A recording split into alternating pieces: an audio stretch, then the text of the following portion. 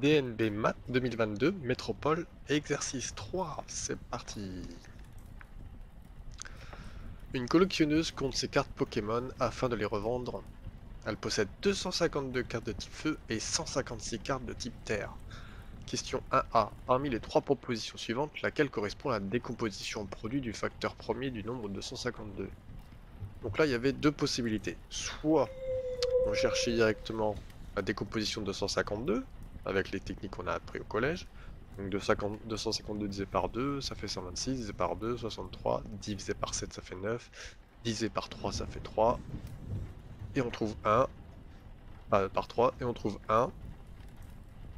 Dès qu'on trouve 1, on s'arrête, et on calcule. On reprend tous les nombres ici, et on retrouve la proposition 3. Et si on ne savait plus le faire, et ben on prenait chaque proposition. On observe la proposition 1, on voit que 9 n'est pas un n'est pas un facteur premier. 9, on peut le décomposer en 3 fois 3. Proposition 2, on voit que 21 n'est pas un nombre premier, puisque 7 fois 3 égale 21. Et après, il ne restait que la proposition 3, où il y avait 2, 3 et 7 qui sont des nombres premiers. Petit b, donner la décomposition en produit de facteur premier du nombre 156. On va faire la même technique. 156 divisé par 2, ensuite on redivise par 2, on divise par 13, on divise par 3. On tombe sur 1. 156, ce sera 2 fois 2 fois 3 fois 13.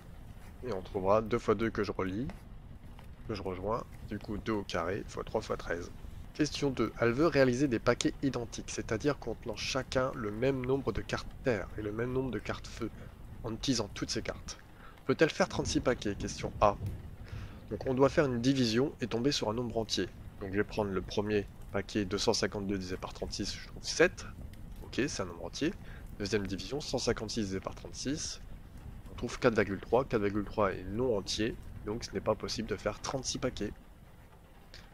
Question B, quel est le nombre maximum de paquets qu'elle peut réaliser?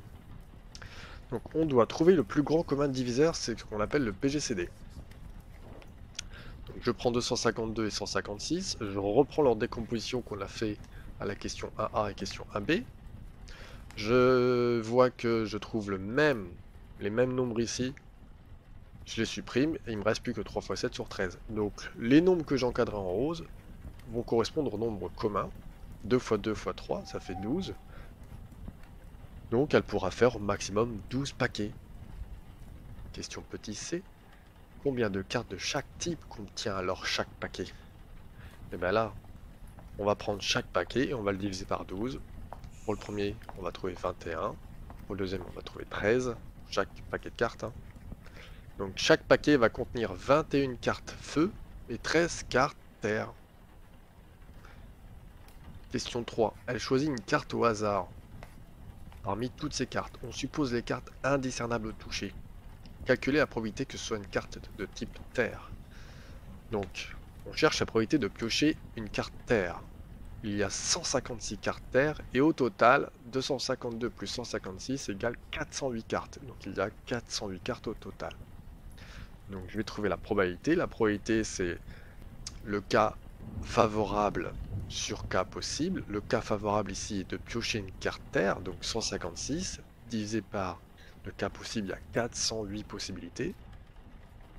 Et on trouve 0,38 en fraction 13 sur 34.